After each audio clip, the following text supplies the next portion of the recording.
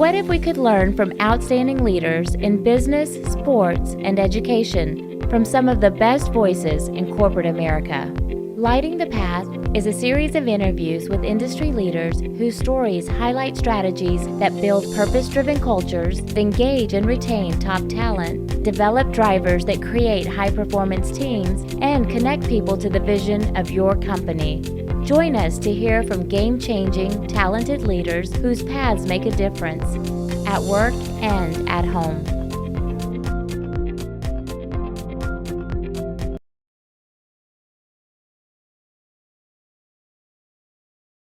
I'm excited about today's guest. It's a journey that I've wanted to have for quite a while now, ever since I first met Michael. Michael Petrak is a rare commodity, I think, in the recruiting industry, in the fact that he gets a chance to lead an amazing organization of search professionals. That's why I asked him to join us today in our Strategies for Tomorrow's Leaders. But if you look at his journey, what he's been on, came out of the MRI system, the largest recruiting consortium in the world when he was with them. And the cool thing is not only was with them, but he was a record breaker for him. He was, if you look at his background, there's 3 years, he was number 1, number 3, number 6 in the world as far as his productivity. Left there and went into building his own operation, became part of a larger group. And if you look at his leadership chops, it's been well proven, his capability to build and develop teams that have performed at very high levels. So Michael, welcome to our show today. Thank you. Thank you for such a great introduction. I appreciate it. You're welcome. You're welcome. Help our viewers understand, where are you today? I said where you started from, but tell us about, I think, what is it called, TMAC? I don't know if you go by that acronym or not. Yeah, tell us about TMAC and your role there. So when I was with the MRI network, TMAC was a behemoth of an entity, a staffing entity that was doing contract staffing in the exact niche I was doing, direct hire staffing. And the way that we came together was just based on an idea of what would happen if the best in direct hire staffing in our group and then contract staffing were under one roof. And so they acquired me and we formed TMAC Direct. And it was such a wild success that then that entity got bought in 2017. So it really was a nice thing, but I've been surrounded by wonderful leaders that have really helped me grow in that regard. Yeah. So how large is your team now that you oversee? We have a team of 6 recruiters and 3 administrative people just in our direct hire. Right.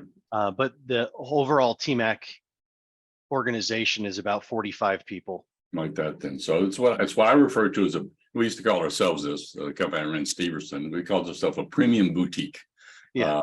And I love this because you fit really well with the sort of the group of people that listen in. We're very entrepreneurial leaders that are that are running either project teams or running their own businesses. And so as we frame this, in this journey that you've gone through, you've learned a lot about interacting and creating an engaging environment and helping people to perform at high levels. And one of the things that came out is, I want to put this in early in our conversation. Sure. You ended up writing this book. It's called Legacy. And I want to put it out here now because there's some questions we'll have that I want you to refer back to some of the principles that you write about in here. And the neat thing about Legacy is that it takes us on a fabled journey, but there's such dynamic overarching principles about being able to perform at levels that are beyond the average of the norm, to be able to fight through adversity, to be able to grow and develop, which I think is the principal role of a leader, is to help the people around them that choose to follow them to grow and develop. So tell our listeners and our viewers a little bit about Legacy, so they understand where some of the stuff we'll be talking about, the framework comes from. Well, Legacy is a fable, as you just mentioned. So it's all chock full of lessons. Every element of the story has a lesson for the reader to learn. And really, though, it's a great book for anybody with an entrepreneurial spirit, because the characters along the main character's journey, his name's Abel. Abel's journey takes him to places that he never thought he could go. and he meets characters that invariably we meet on our entrepreneurial journey. But really, at the heart of the book is about overcoming fear. And that applies really to all different walks of life. And the book talks about choices, the power of choices over fear. And the types of choices that move us forward in the book are called be noble choices. When my brothers and I would leave the house every day, my dad would tell us simply, be noble. And so when Abel is a bee, I know it sounds kind of dumb, but fables, they always have animals representing humans. And the reason I chose a bee is because when we're scared, we feel like we're this big, and he has to go into this vast wilderness. And often as an entrepreneur, that's what we feel like it is, the unknown, this dark vastness that we have to step forward. And even though we're afraid, but any leader, when they make noble choices, and we can talk more about what that looks like, the road to success just opens up in front of them.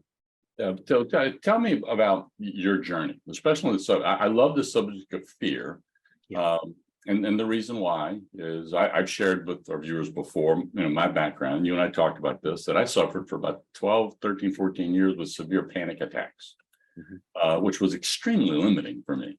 And so it's understanding how to deal with fear. And a lot of times the fear is of perceived events, not events, but perceived events that will come in place. But in your walk, why was overcoming fear such a strong principle that you've had to deal with? Well, so when you're writing a story, the good guy's called the protagonist and the bad guy's the antagonist. And the good guy's either trying to stop the bad guy or the bad guy's trying to stop the good guy. But what I found in my own personal story was there is no bad guy. There's no guy trying to stop me or get me to not be a hero or whatever. It's all the bad guy lives inside of me. It's my own fear. And I saw this manifest first when I was a baseball player. So I was a college baseball player. I was an all-state high school player. But when I got to college, I started being overcome with fear of failure. And that kept me from swinging the bat. I was so scared to get out that I wouldn't swing. I'd rather take a walk.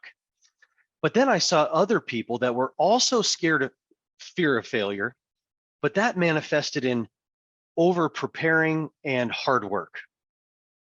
And so in retrospect, I wish I would have used fear to propel me, because what happened was fear paralyzed me.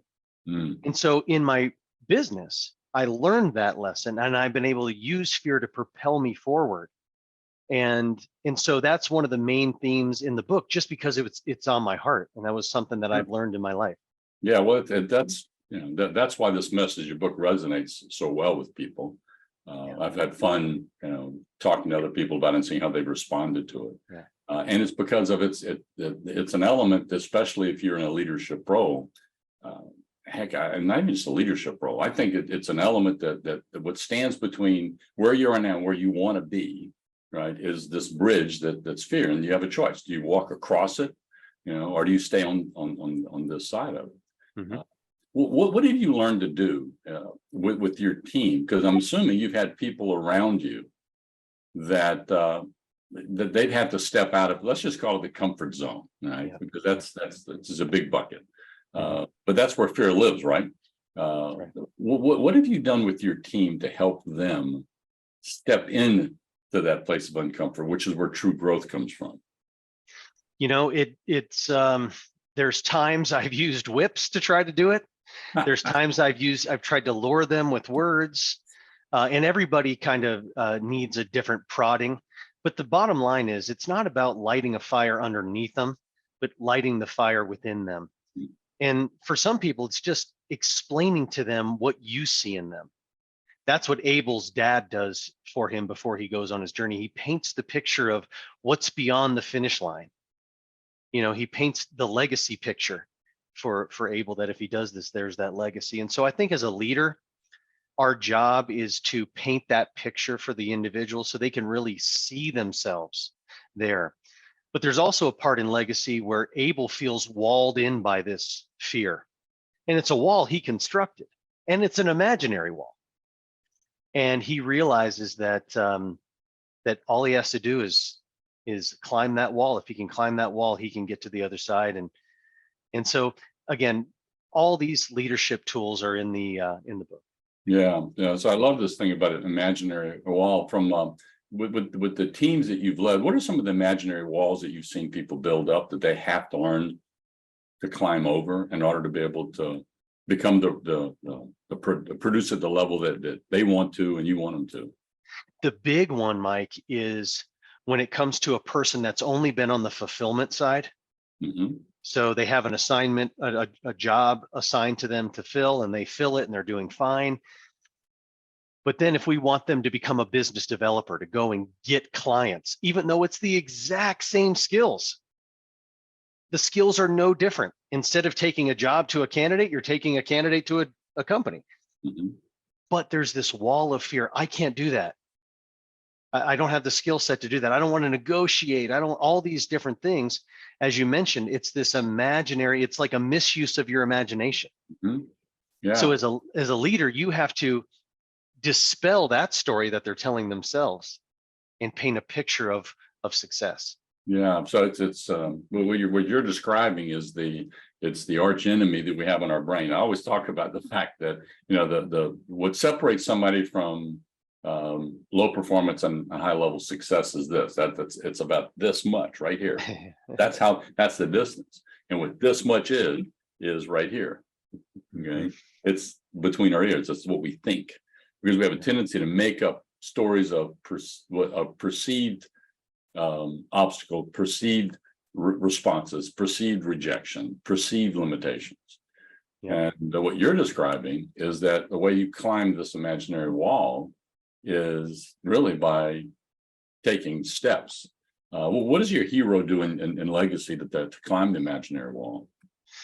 Well, one of the things, it's all about those be noble choices. Mm-hmm. And a be noble choice is when you are doing something for someone else. Whenever we do something for like purely our own gain, it's easy to quit. But when you have to do this for someone else, when you have a family to provide for, when you have a business to run, when you have other families to provide for by your success, then you don't have time for fear. You don't have the luxury to be stunted by fear. And so Abel, when he makes the noble choice, some that have read the book call it a Christian choice. When you make that choice, you press forward. You keep pressing forward, because what's beyond the finish line is so big for so many different people that it's bigger than yourself. Yeah. So as a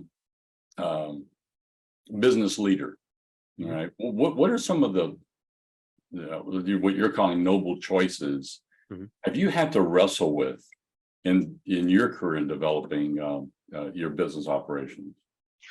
Absolutely. I mean, the recruiting business itself attracts not noble people. They're transactional. They're in it for the quick buck.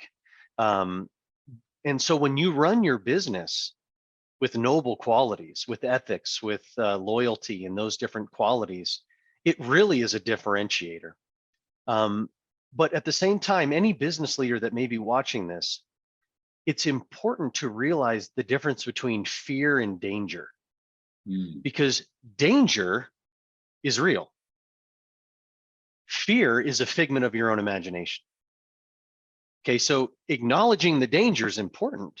Acknowledging, like if you were to do a SWOT plan and figure out what are my strengths, what are my obstacles, that's all real stuff. But fear is this figment of our own imagination. And so for leadership, you have to understand the difference between danger and fear. Yeah. So as you're talking about this battleground, the people that work with, what are some practical choices that people need to make each week in order to be able to drive the productivity forward that you as a leader have to assist them with? The big thing is to keep your eyes on the prize. Like, where are we heading? Because sometimes you get so lost in the mundane and the daily activities and the bad beats and the walls that are crashing in front of you, that it's easy to look straight down and take your eye off where we're actually headed. And so one of the things that I try to do with folks is really just help them keep their eye on the prize. Where are we headed? What are the daily activities that'll move us forward? What is the significant goal that we are trying to make meaningful progress towards every day? And some days it'll be a step back. Other days it'll be 3 steps forward, but we keep pressing ahead, not fearlessly, but bravely. Yeah, that triggers something that just this week I was working on a project and was reviewing a leader's matter of fact, it's a biblical leader. It's Paul, and in his writing his letter to this guy Philemon, all right, who was a very wealthy guy, and he's trying to get Philemon to really bring a slave back into the house. Forget him. Read the letter, right? Some people say, "Well, God, Paul's manipulating people," and if you write it, you can hear it. It's manipulation because he's trying to push Philemon to do something. But one of the commentators that I read talked about the difference between manipulation and persuasion is what gain is the person after? Is it self-serving or is it selfless because you're focused on somebody else?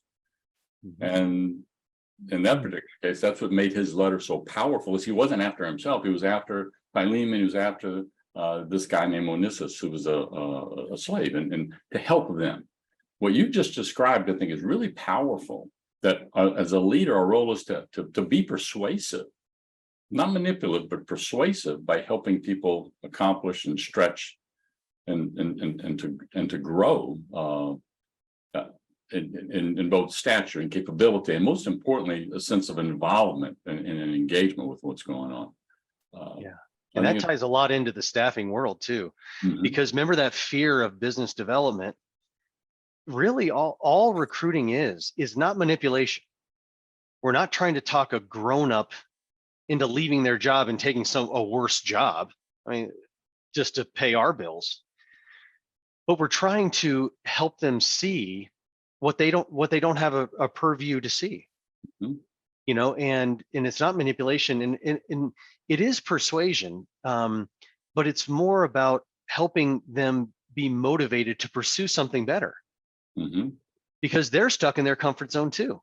So sometimes as the recruiter, you have to paint that picture for the candidate or the client to help them alleviate their own pain. Challenged you, or if you want to spend time digging into this subject a little deeper, or if you disagree with me, reach out.